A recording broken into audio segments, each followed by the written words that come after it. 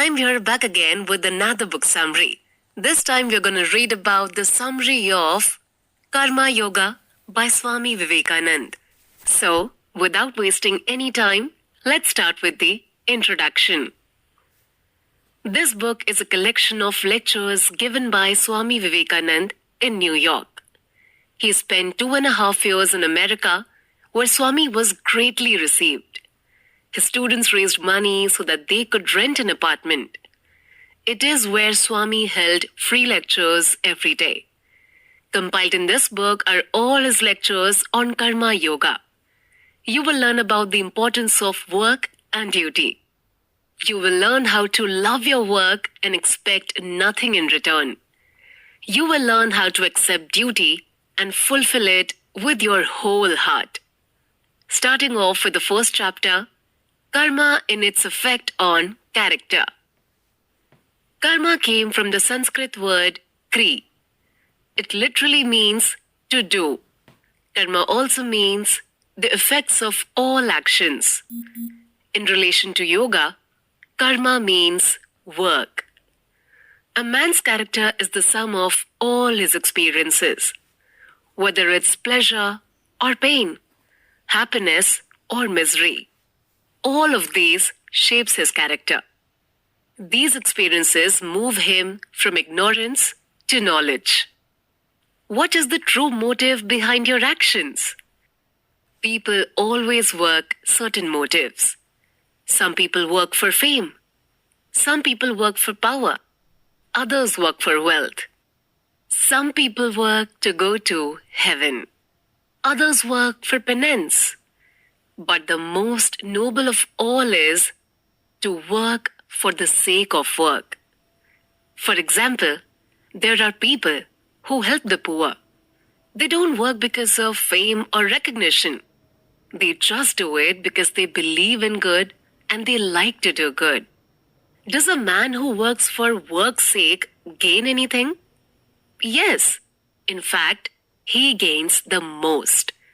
Unselfishness is good for the body, mind, and soul. But it takes great amount of self-control to practice it. Imagine working for 5 minutes without any selfish motive. That is already hard. It is hard to work without thinking of any reward. And so, unselfishness is a manifestation of power. To work for 5 minutes, 5 hours, or 5 days without any motive proves a great amount of self-restraint. It takes a strong will and a strong character. Try as much to work without selfishness, without thinking of any reward. A great man plants a lot of good seeds. He takes care of them every day. But he doesn't sit and wait for the plants to flower and bear fruits. The man just keeps on working and planting more good seeds. If you want to help a person, do not think about what his reaction would be. Do not wait for a thank you or a return for the favor.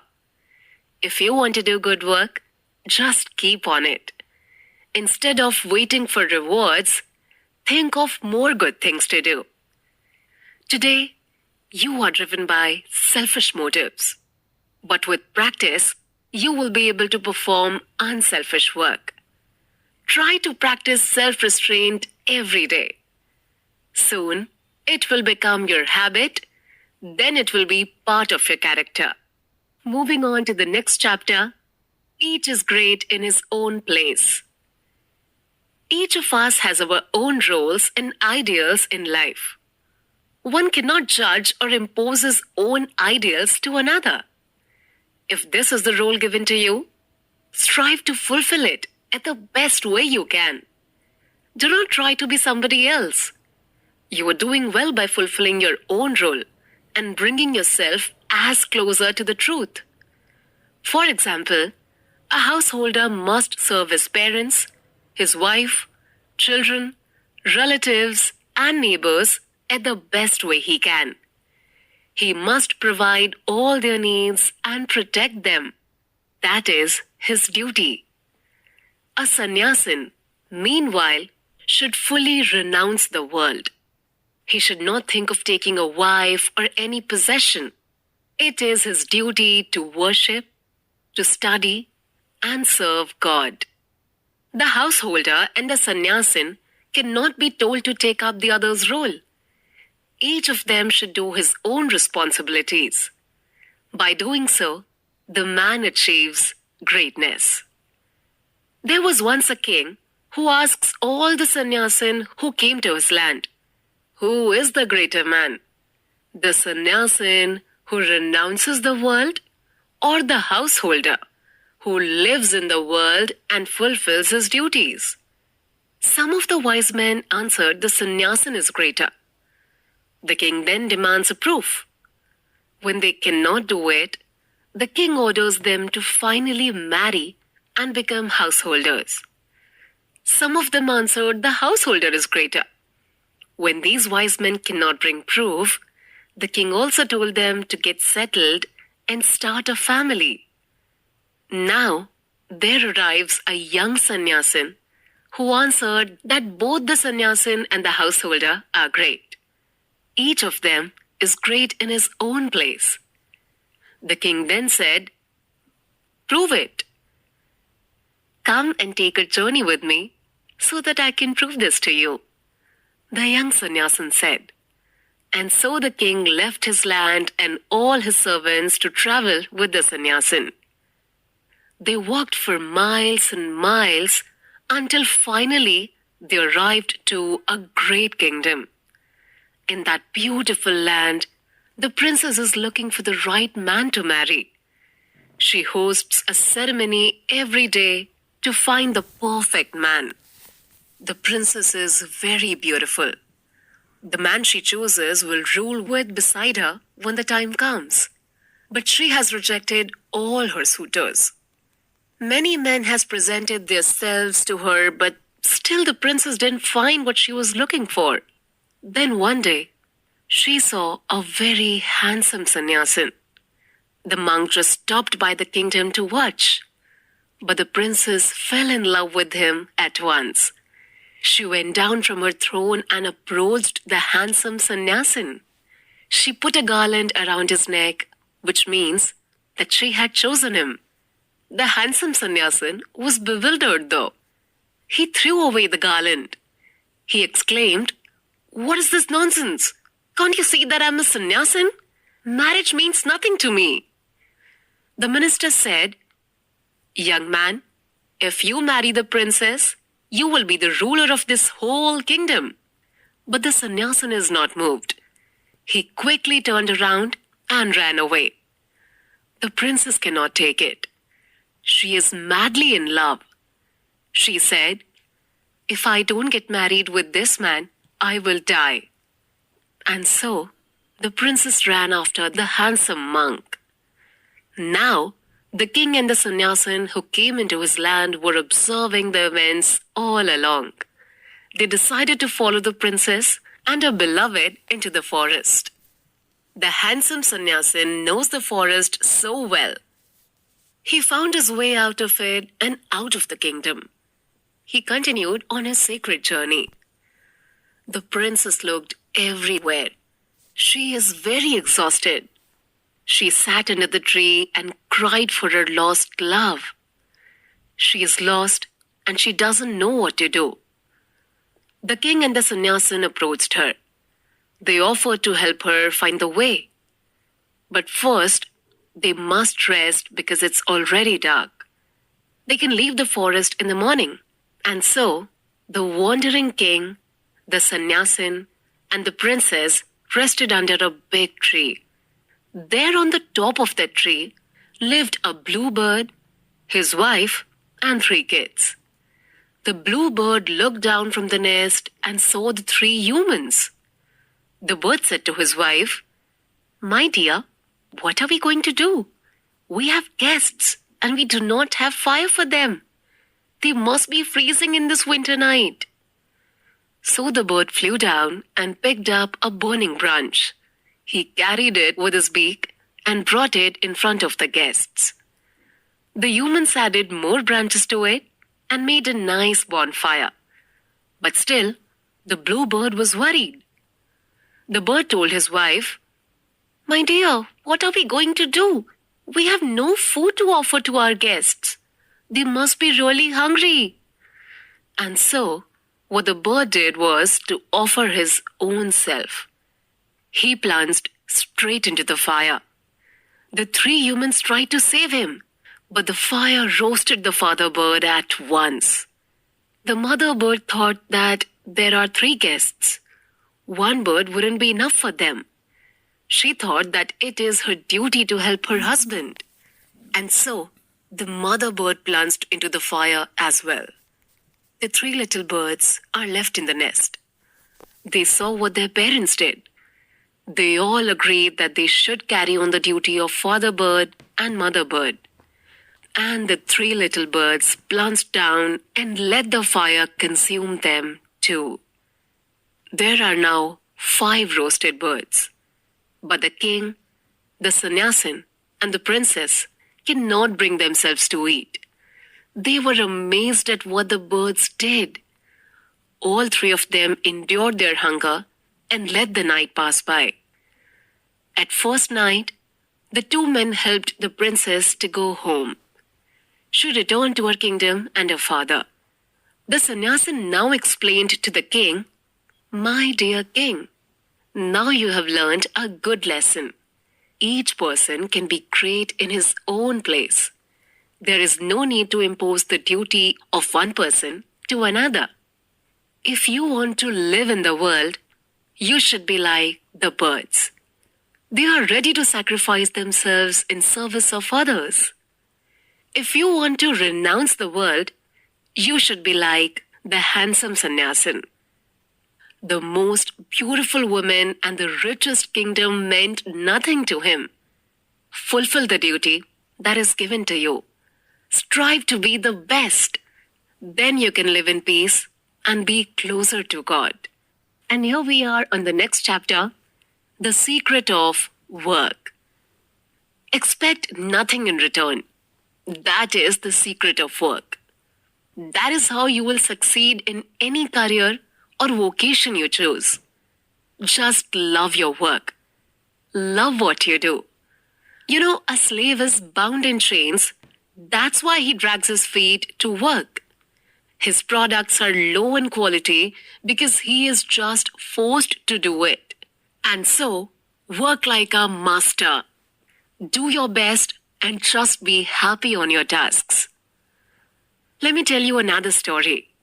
Once there were 5 rulers who gave a huge feast for the poor. They also showered the poor with plenty gifts of food, clothes, and money. This is in celebration of great battle that the nation has won. The people of the land felt deep admiration for the 5 rulers. Then there arrived a strange mongoose. Half of his body is gold, while half of his body is brown. The mongoose went to the middle of the great hall and spoke, "All of you are frauds. This is no sacrifice," he said. The people think the mongoose is crazy. They told him, "Can't you see the many gifts showered to the poor? The rulers performed the most wonderful sacrifice we have seen." The mongoose began to tell his story. He came from a small village. There, the mongoose met a Brahmin and his family. He has a wife and 2 sons. The Brahmin's family is poor. They only make small money from teaching and preaching in the village. They live in the simplest way. There became a famine which lasted for 3 years. The Brahmin and his family suffered even more. They had nothing to eat for several days. One day, the father came home with a bag of flour. He's very fortunate to have it. The Brahmin divided the flour into 4 equal parts so his family could have a decent meal. They prepared the flour and got settled at the table. Just as they were about to eat, someone knocked at the door. The Brahmin opened it and saw an old man. "Come in, sir.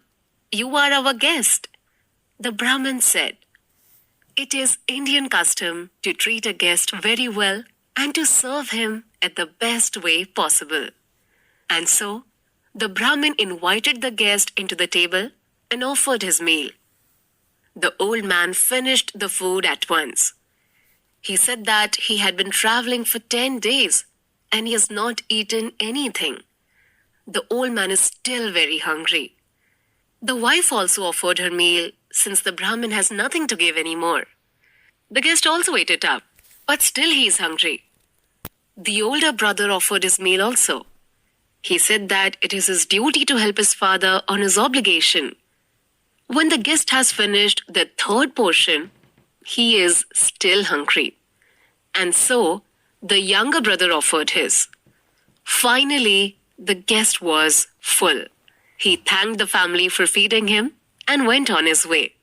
Now, they had nothing to eat. The very next day, the Brahmin, his wife, and 2 sons died because of starvation.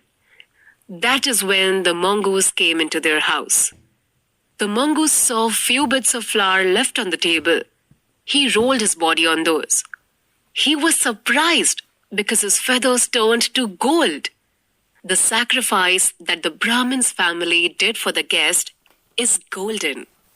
But the mongoose cannot find anything like it in the whole world.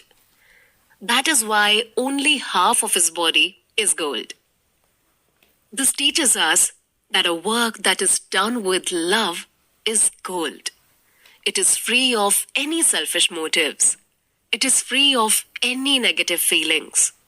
The world would be a better place if more people love their work.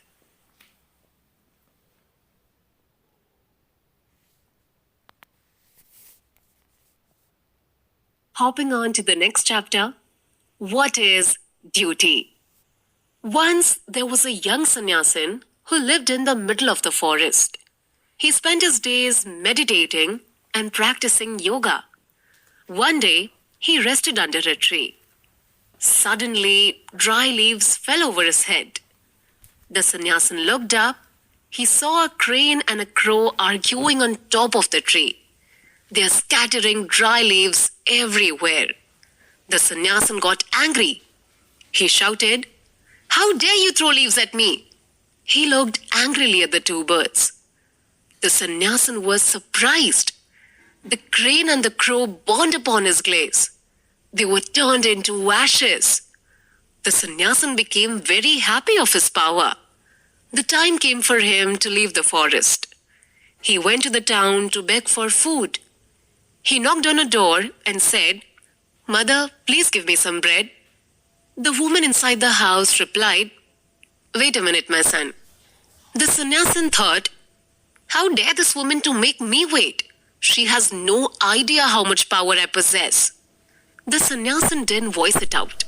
But then the woman spoke again. "Son, do not think too much of yourself. I'm not a crane or a crow." The sannyasin waited for a few minutes more. When the woman finally came out, he asked, "Mother, how did you know about the birds in the forest?" The woman replied, "Son, I have no knowledge about the yoga you practice. I'm just a simple housewife. I asked you to wait because I am serving my sick husband." The woman explained that all her life, she strived hard to fulfill her duty. When she was young, she served her parents. Now that she is married, she served her husband. That is all the yoga she practices. She became enlightened. That is why she can read the sannyasin's mind. The woman knows what he did in the forest. She advised the sannyasin to go to the next town. There is a Vyada there who can give the sannyasin more wisdom. The sannyasin thought, "Why should I seek a Vyada to get more wisdom?" But he went to the next town anyway. He arrived at the market and then he saw the big fat Vyada. The butcher is cutting his meat and tending to his customers. The sannyasin thought, "God help me, I'm going to talk to a Vyada. He must be the incarnation of the devil." As the sannyasin was standing there, the Vyada saw him and spoke, "Swami, are you the one that the woman sent here? Please wait a little. I must serve my customers." When the Vyadha is done, he picked up all his earnings and asked the sannyasi to follow him. They went to the Vyadha's home. He asked the sannyasin to wait once again. At home, the butcher took care of his old parents. He bathed them both and changed their clothes. He cooked for them and fed them well. He made sure that they are comfortable.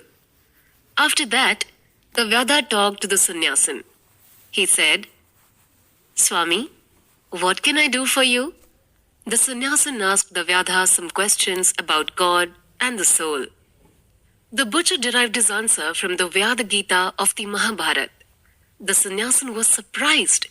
It seemed like the Vyada has great intelligence and wisdom. The sannyasin asked, "Sir, why are you in that body? You have deep knowledge and yet you do very filthy work?" The Vyadha replied, "Son, the truth is that no duty is filthy, ugly, or impure. I am born in this circumstance. As a boy, I learned quick how to be a butcher. I try my best to fulfill all my duties."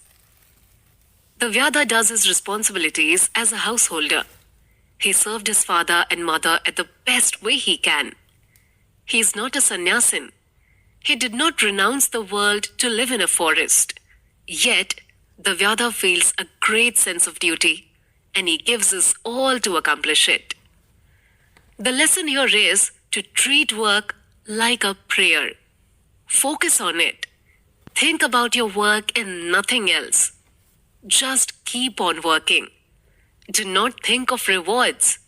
Do not think of the hardships or the results. In the story, the woman and the Vyadha performed their duty with their whole hearts. And because of that, they were enlightened. The worker who is attached to the results may complain about his duty. He will not be happy because he is seeking for some recognition. But for the unattached worker, the duty is happiness on itself. He accepts the duty given to him and does his best. He lives in peace and contentment because he embraced his duty.